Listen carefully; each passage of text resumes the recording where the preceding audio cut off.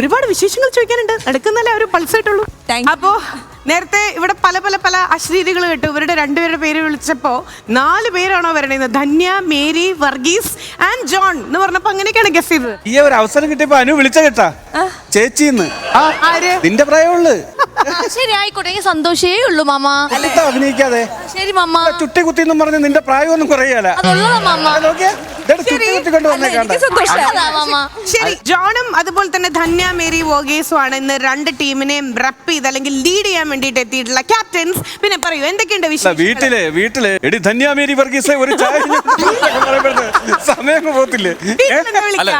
ഞാൻ ധന്യ എന്നാണ് വിളിക്കുന്നത്. പക്ഷേ സ്നേഹിച്ചിട്ട് വേറെ പേരൊന്നുമല്ല വിളിക്കാ. ഞാൻ സ്നേഹിച്ചിട്ട് ചില സമയത്ത് എടി ധന്യ, മേരി, വർഗീസ് ശരിക്കും ഞാൻ വിളിക്കാറുണ്ട്. ആളുടെ മൂഡ് പോലെ. അതൊക്കെ യുവ വിളിക്കുന്നതൊന്ന് കേൾക്കാം. അയ്യോ, അതൊന്നും പുറത്തു പറയാൻ കൊള്ളൂല. ഇപ്പൊ എന്താ വിളിക്കണേ? ഇപ്പൊ അമ്മു. ദിവസമായിട്ട് വന്നപ്പോ കല്യാണം കഴിഞ്ഞ് 2ാമത്തെ ദിവസം കുഞ്ഞൂട്ടനായിരുന്നു. വിളിച്ച് അമ്മൂന്ന് വിളിച്ച് 2 ദിവസം കഴിയുമ്പോ അമ്മേന്ന് തിരിച്ചെന്താ വിളിക്കാറ്? അത് കല്യാണത്തിന് മുമ്പേ ആള് തന്നെ ഫിക്സ് ചെയ്തു, എന്നെ ഇച്ചായാന്ന് വിളിച്ചാൽ മതി. അതുകൊണ്ട് ഇത്ര കൊള്ളായിട്ട് ഇച്ചായെന്നാ വിളിക്കണേ. എത്ര നല്ല അണ്ടർസ്റ്റാൻഡിംഗ് ആയിട്ടുള്ള ആൾക്കാര്. ഇന്ന് പക്ഷെ ഇവിടെ ഡിസ്കസ് ചെയ്യാൻ പറ്റില്ലല്ലോ, കാരണം 2 ടീമാണ്. അല്ല, ഇത്രയും നാളെ വ്യത്യാസങ്ങൾ ഇവിടെ തീരും. ഇപ്പൊ ചേട്ടാ, നിങ്ങളുടെ കല്യാണം കഴിഞ്ഞിട്ട് 12 വർഷമോ? നമ്മുടേത് 6 വർഷമായി. ദൈവമേ, പ്രോഗ്രാം തുടങ്ങി. ചുമ്മാ ഇന്ന് കൊച്ചിന്റെ തലക്ക് ഞോണ്ടി. നീയാണ് പറയുന്നത് നിന്റെ ബാങ്ക് ബാലൻസ് മൊത്തം അവള് തീർക്കാന്ന്. എന്നിട്ട് ചേട്ടാ അപ്പുറം പോട്ടെ. എനിക്ക് ഈ അടുത്തുണ്ടായ റിയലിസ്റ്റിക് ആയിട്ടുള്ള ഒരു അനുഭവം ഷെയർ ചെയ്യാനുണ്ട്. ഒരു ഇനോഗ്രേഷന് പോയപ്പോ അനുഭവിച്ച ഒരു അനുഭവം. അതെ, ഒരു അമ്മൂമ്മ എന്നോട് പറയുവാ, മക്കളെ നീ എന്തിനാ തങ്കച്ചന്റെ അക്കൗണ്ടിൽ കിടക്കുന്ന പൈസയൊക്കെ എടുത്ത് ചെലവാക്കുന്നത്? അങ്ങനെ ചെയ്യരുത് എന്ന്. ആ വീട് വെക്കട്ടെ, അവൻ ഒരു വീടൊക്കെ വെക്കട്ടെ എന്ന്. അത് കഴിഞ്ഞിട്ട് തങ്കച്ചന്റെ അടുത്ത് പോയി പറഞ്ഞു കൊടുക്കുക, തങ്കച്ച അവള് നിന്റെ പൈസ മൊത്തം തീർക്കില്ല, അവള് മുടിഞ്ഞു പോകത്തേ ഉള്ളൂ. അങ്ങനെ ചിലരെങ്കിലും സത്യം മനസ്സിലാക്കി ഒരു പൈസ പോലും ഞാൻ വാങ്ങിച്ചില്ല. പ്രേക്ഷകർക്ക് പറ, അവരങ്ങനെ വിചാരിച്ചിട്ടുണ്ട്. ചിലപ്പോ അവരുടെ ബ്രാക്കായിരിക്കും. പറ, ഒരു അങ്ങോട്ടും ഇങ്ങോട്ടും പൈസ ഒന്നും മേടിച്ചിട്ടില്ല. എല്ലാം ഗൂഗിൾ പേ ആയിരുന്നു. പ്രിയപ്പെട്ട പ്രേക്ഷകരെ, അനു എന്റെ പൈസ എടുത്തിട്ടില്ല എന്ന് അവൾ എന്റെ അടുത്ത് പറയാൻ പറഞ്ഞു. സത്യസന്ധമായിട്ട് പറ, ഞാൻ ഒരു കാശ് മേടിച്ചിട്ടില്ല. മേടിച്ചിട്ടില്ലെങ്കിൽ താങ്കൾ വേറെ എവിടെ കൊടുക്കുന്നു അറിയണോടെ. പാവപ്പെട്ട അമ്മൂമ്മമാരെ വിശ്വസിച്ചിട്ട് അവളിപ്പോ എടുത്ത കിയുടെ കാർ എന്റെ പൈസ. ശരി, അതെ, കുടുംബകാര്യമൊക്കെ അങ്ങ് ആര്യനാടും വിതുരയിലും. ഓക്കെ, സ്റ്റാർ മാജിക് കാണാറുണ്ടോ നിങ്ങൾ രണ്ടുപേരും? കാണാറുണ്ടെങ്കിൽ നിങ്ങൾ ഈ അപകടത്തിലേക്ക് വരില്ലല്ലോ. ഞങ്ങളെ ഇവിടെ ഇരുന്ന് നിങ്ങള് തമ്മിൽ തന്നെ കണ്ടപ്പോ ഞങ്ങള് പറഞ്ഞു, ദൈവമേ അങ്കക്കളന്നിരിക്കാനുള്ള പോണ വേണോ ചായ.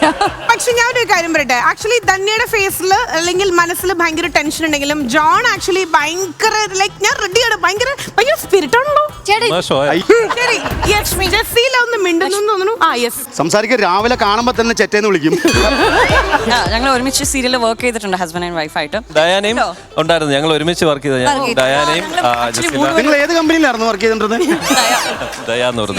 ലക്ഷ്മി ചേച്ചി, ചേട്ടൻ എന്റെ ഗുരുവാണ്. എന്നെ പണ്ട് ചെറുതിലെ ഡാൻസ് പഠിച്ചിട്ടുണ്ടായിരുന്നു. ചേട്ടൻ എന്ത് പ്രായമുണ്ട് കേട്ടോ. ജോൺ ഗുരു. അത്ര ചെറുതിലെ അല്ല, ജോൺ ഗുരു. എന്താ ഒരു കാര്യം ചെയ്യാം, ഗുരുവിന്റെ ഭാര്യയുടെയും ഡാൻസ് നമുക്ക് ഒരുമിച്ച് കണ്ടാലോ? കാരണം അത് എക്സ്പെക്ട് ചെയ്യും. ഭയങ്കര ഭാഗ്യാണ് അങ്ങനെ. കാരണം ലൈക്ക് ഒരു കാര്യം ചെയ്യാം, ഗുരുവിന്റെ ശിഷ്യയുടെ ഡാൻസ് ആദ്യം കണ്ടാലോ? ശരി, ഓക്കെ. അപ്പൊ എന്തായാലും ഇവർ രണ്ടുപേരും ഏറ്റവും ആദ്യം ലൈക്ക് ഇവരുടെ ഒരു സ്പെഷ്യൽ പെർഫോമൻസ് തന്നിട്ട് സ്റ്റാർ മാജിക് നിങ്ങൾ എന്തും കാണാൻ തയ്യാറാണ്. ശരി.